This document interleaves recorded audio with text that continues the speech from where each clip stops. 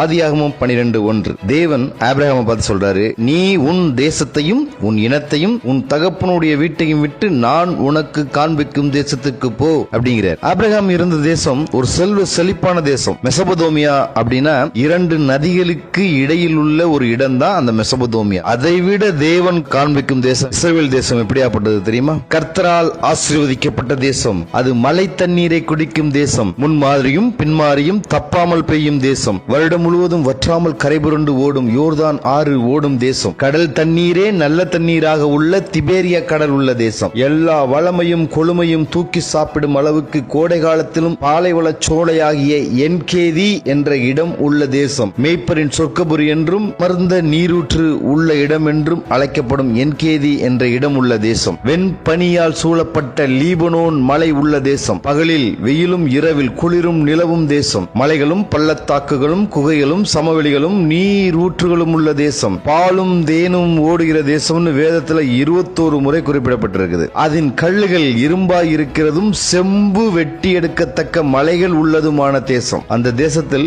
மதுரமான மாதுளை மரங்களும் ஆரோக்கியத்தை தரும் அத்தி மரங்களும் கமகமக்கும் கிச்சிலி மரங்களும் பெரிய பெருட்சை மரங்களும் விண்ணை முட்டும் கேதுரு மரங்களும் தேவாலயத்துக்கு ஏற்ற தேவதாரு மரங்களும் வளமான வாதுமை மரங்களும் வாசனை வீசிடும் சந்தன மரங்களும் ஆயுட்காலம் அதிகமான ஒலிவ மரங்களும் அரச மரமும் அர்மோன் மரமும் புன்னை மரங்களும் உள்ள தேசம்.